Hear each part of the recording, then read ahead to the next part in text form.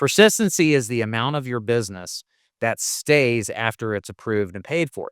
So, for example, if Mildred takes a policy out for me and starts paying January 1st, and she makes it that first year, I have 100% persistency with that client. So what we're trying to strive for is writing a policy that sticks, right? Because when you get advanced to commission and it lapses, you got to pay a part of that commission back, sometimes all of it, depending on the carrier. So making sure that you're writing quality business, meaning business that doesn't lapse, should be your number one goal. Okay. Beyond getting the closed deal, it's also getting the deal to stay closed. That makes sense? So how do you improve persistency? And why do carriers matter? Well, first thing is Social Security deposit billing, making sure billing is done correctly, and choosing carriers that just bill on a consistent basis according to their date or Social Security deposit billing is really important. Also, another thing with persistency has to do with the pricing. Although I used to believe this more, even up to the last prior to this year, I believe pricing is less important than I originally did, but it's still important.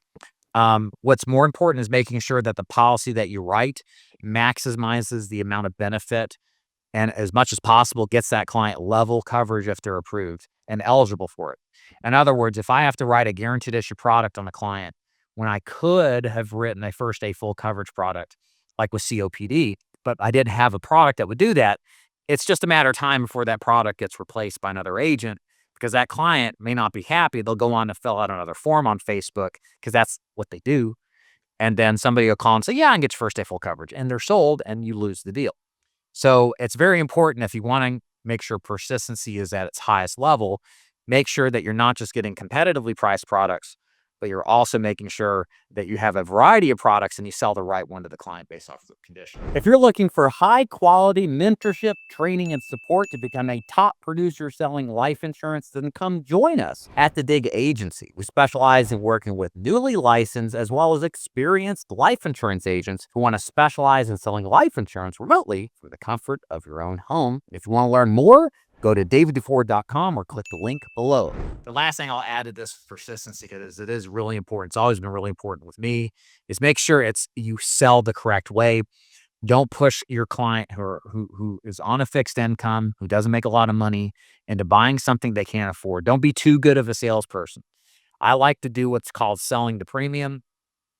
That's where you start high, but you work lower if the client gives any sort of pushback. We need full 100% approval that the client can actually afford it. Like if I say, for example, if I can qualify for a program today and it was between $80 and $100 a month, would that fit your budget? If they're like, well, yeah, I think so. Yeah, that doesn't sound confident to me. So what I would say is, hey, when I'm hearing you say, I think so, it's probably a little too expensive. Let's do this. What if I can find you a similar program and it was somewhere between, say, 50 and 75 a month? Would that fit your budget? Yeah, that would definitely fit my budget. Then I'll just step it down and then pick a budget or pick options between that budget range. Does that make sense?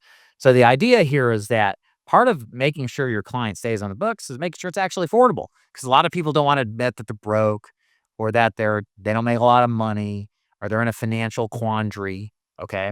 And we should know our clients well enough that they've gotten to this age, they haven't bought life insurance, and a person who's at this point in their life, if they're not in great financial shape, they're likely not going to get in better financial shape, like substantially better.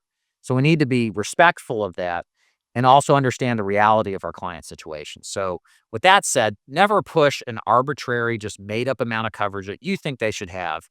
Stick to what their budget is. Let them tell you with certainty if they feel they can afford it or not. If they can't, just walk it down.